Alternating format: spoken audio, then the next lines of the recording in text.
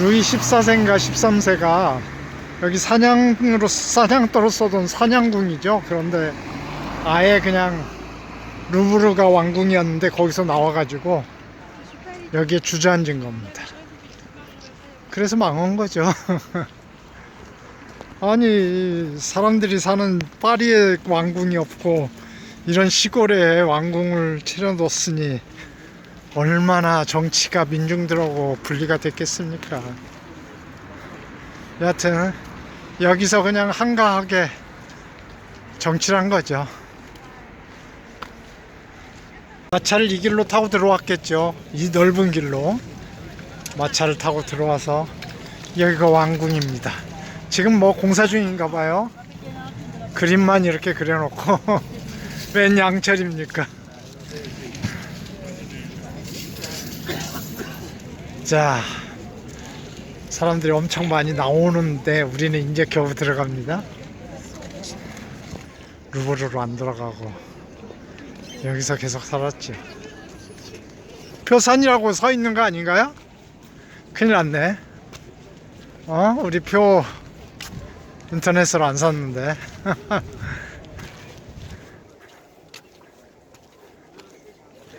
큰일 났습니다.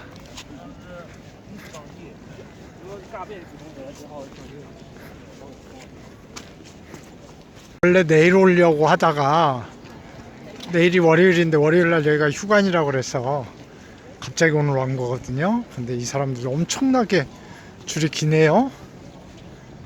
어이구, 큰일 났네.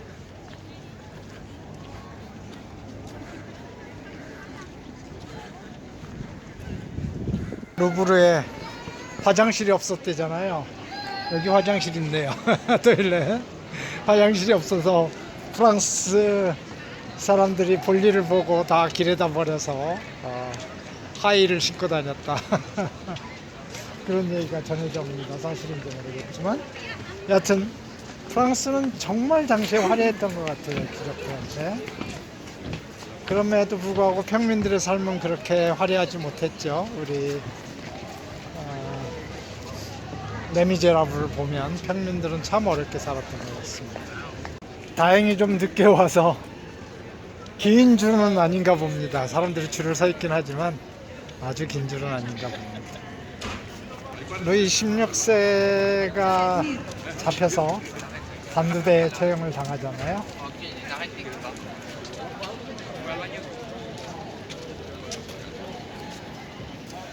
그럴 때 가장 미움을 샀던 사람이 바로 마리 앙뚜아네트입니다. 실제로 앙뚜아네트는 억울했다고 하지요. 예, 그렇게 사치하지 않았고 단지 앙뚜아네트가 오스트리아 출신 여자예요. 그래서 사실 프랑스 백성들이, 프랑스 민중들 입장에서 외국 여자에 대한 차별적 미움이 결국 그런 얘기를 만들어냈고, 또 정치인들이 그걸 굉장히 선동적으로 이용을 했다고 하죠. 예, 그래서 사실보다 훨씬 부풀려져 있었고, 마리 앙뚜아네트는 오스트리아 사람이니까 불어도 잘 못했겠죠. 여하튼 사치의 대명사가 됐습니다. 요새 보면 진실이 무엇인지는 중요하지 않은 것 같습니다. 사람들한테 어떻게 알려지고 그리고 어떻게 선전되느냐에 따라서 그냥 그런 색이 칠해지면 그걸 벗어나기가 굉장히 어려웠던 것 같아요. 그래서 마리 앙뚜아네트도 단두대에서 죽지요. 베르사유 입구에 있는 석상들입니다. 자, 이제 궁 안쪽에 들어왔습니다.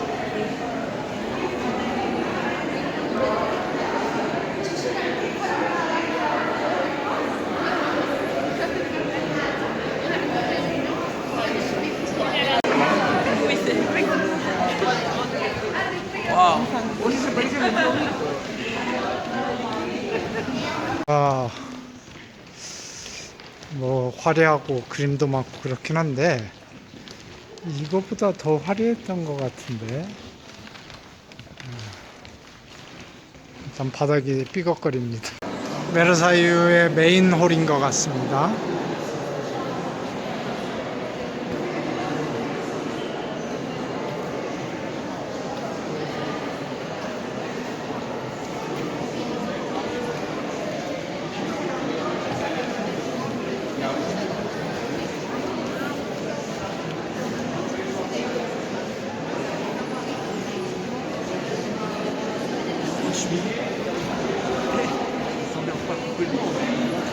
관광객들로 너무 정신이 없고요.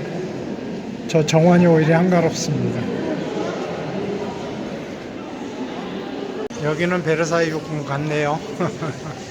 아까 처음에 입구 쪽은 너무 소박하다는 느낌이 들었는데 여기는 뭐 천정하며 각 방이 엄청난 방을 가지고 있습니다.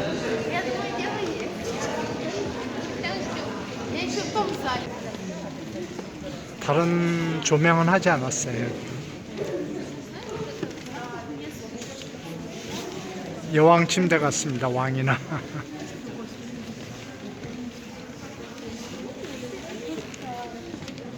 우리 많이 보던 초상화인데요. 루이 14세인가요? 태양화?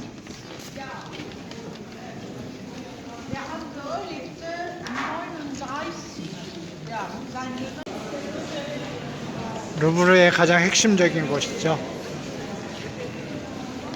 정말 화려하게 샹들리에가 이렇게 걸려 있고,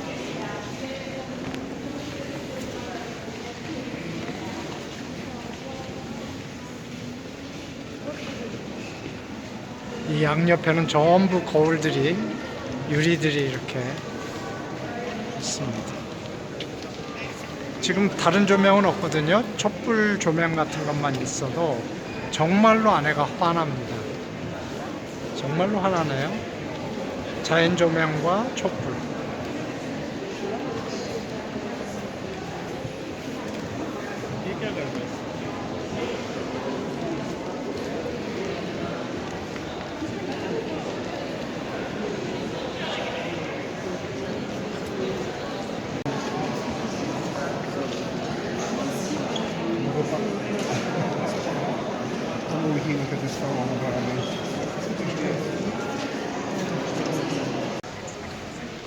나폴레옹 대관식 그림이 여기 있네요.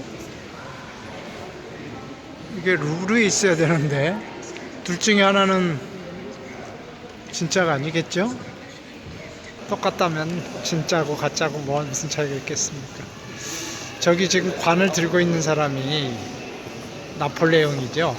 사실은 나폴레옹한테 저 교황이 왕관을 씌워주기로 하고 왔는데 자기가 스스로 왕관을 쓰죠. 그리고 황제 조세핀에게 왕관을 씌워주는 겁니다.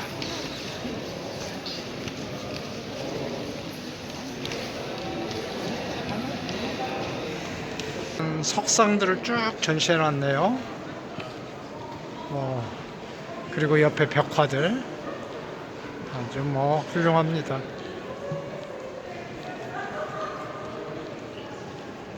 나폴레옹 시대의 장군들 아닐까 싶어요.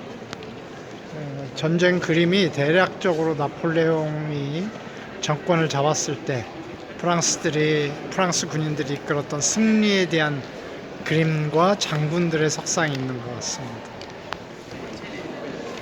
여기 보면 1794년 6월 26일이라고 되어 있잖아요. 그리고 그 옆에도 보면 1781년 10월이라고 이렇게 되어 있습니다. 그리고 전쟁 그림들이 이렇게 있거든요. 나폴레옹이 시대에 있었던 그런 전쟁들의 그림이 아닐까 싶습니다. 이게 나폴레옹이고 저기가 조세핀인 것 같습니다. 조세핀이라고 써 있는 것 같죠?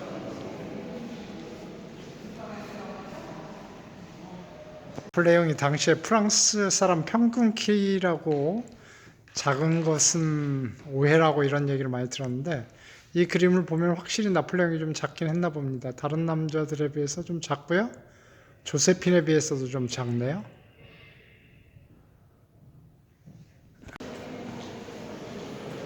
베르사유 궁전에 루이 16세나 루이 14세 흔적을 보려고 그랬는데 거의 나폴레옹 흔적이 제일 많은데요. 나폴레옹 그림도 많고 나폴레옹 시대의 장군들도 많고 여기 있는 모든 장군들이 다 나폴레옹 시대의 장군들입니다. 프랑스에서 뭐 나폴레옹을 빼놓고 얘기할 수 없죠. 나폴레옹은 정치가 중에 가장 수학을 잘 이해했던 사람으로 아주 유명합니다. 특히 나폴레옹이 육군사관학교를 다닐 때 그 선생님 중에, 교수 중에 라플라스라는 사람이 있었어요. 나폴레옹이 굉장히 이분을 존경했던 것 같아요. 나폴레옹의 성적표에 의하면 수학은 아주 잘했던 걸로, 어렸을 때 코르시카 섬 출신이잖아요. 그래서 사투리가 좀 심했었나 봐요. 친구들한테 놀림을 많이 받았는데 그나마 학교 생활을 지탱해 준 게 수학 때문이다, 이런 기록이 있습니다. 여하튼 수학을 잘했기 때문에 포병 장교가 된 거죠. 당시에 포병은 정말 수학을 잘해야 장교가 될 수 있는 겁니다. 나폴레옹은 아주 젊은 장교로서 군 전쟁에 참여하고 승승장구하면서 아마 30살쯤 되면서 총사령관 장군이 되지 않았나 싶습니다. 그러니까 아주 초고속 승진을 했죠. 그리고 나중에 이제 나폴레옹이 황제가 됐을 때 자기 선생님, 대학 다닐 때 선생님을 떠올린 겁니다. 라플라스를 떠올린 겁니다. 라플라스 방정식은 빼놓을 수 없을 만큼 중요한 공대생들의 필수품입니다. 라플라스를 이해해야만이 공대를 이해하는 건데요. 나폴레옹이 황제가 되자마자 프랑스를 세계 최고 강국으로 만들려면 수학을 잘해야 되겠다 라고 생각을 한 것 같습니다. 그래서 자기가 기억하는 최고의 수학 선생님 라플라스죠. 라플라스를 내무부 장관에 임명합니다. 그리고 3주인가 이렇게 지나고 난 다음에 바로 해임합니다. 그 세인트 헬레나 유배기에서 나폴레옹이 써놓은 걸 보면 이렇게 써놨습니다. 라플라스는 뛰어난 수학자이긴 했지만 정치가가 되기는 힘들었다. 아주 사소한 일에도 트집을 잡고 사람들이 결정을 내릴 수 없게 만들었다. 이렇게. 그러니까 정말 수학자죠. 뭐 조금만한 논리적 결함이 있으면 계속 물고 늘어진 겁니다. 결국 화합을 택한 나폴레옹이 라플라스를 해임한 겁니다. 베르사유 정원이 어마어마하죠. 분수대하며 양옆에 나무들하며, 그리고 저 잔디밭 끝에는 연못을 만들어서 거기서 사람들이 뱃놀이를 즐기는 것 같습니다. 정말 어마어마합니다.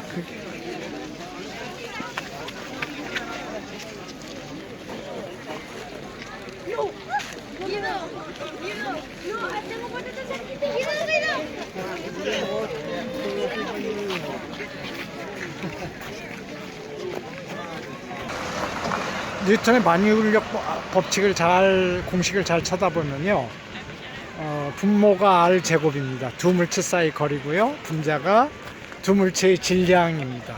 M1 곱하기 M2입니다. 따라서 거리가 0이 되는 경우는 있을 수가 없겠죠. 두 물체가 완전히 겹쳐지니까. 그렇다면 두 물체 중에 한 물체의 질량이 어마어마하게 커지면, 물론 두 물체가 커져도 그렇고, 그러면 만유인력이 엄청난 힘을 발휘해서 모든 걸 끌어당긴다, 이렇게 우리가 생각할 수 있잖아요. 그러니까 그 시기에서 이미 라플라스는 어떤 아이디어를 얻었던 것 같아요. 그래서 뭔가 뒤에 있는 걸 무지하게 끌어당길 수 있는 이런 별이 존재할 수도 있다 라고 책에다가 써놨는데, 그 책이 웃음거리가 된 거예요, 사람들한테. 그래서 그 다음 재출간을 할 때는 그 부분을 살짝 뺍니다, 라플라스가. 여하튼 우주의 운동 법칙에 대해서 라플라스가 책을 쓰고요, 그걸 나폴레옹한테 헌정을 합니다. 그러니까 나폴레옹한테 해임을 당했어도 라플라스는 잘 나폴레옹하고 관계를 유지했고요. 나폴레옹이 나중에 실각되잖아요. 그리고 다시 루이 왕가가 또 복귀를 했을 때도 백작인가요? 그래서 이 사람은 정치가로서는 아니지만 다른 사람한테 어떤 수완을 발휘하는 능력이 굉장히 있었던 걸로 이렇게 생각이 됩니다.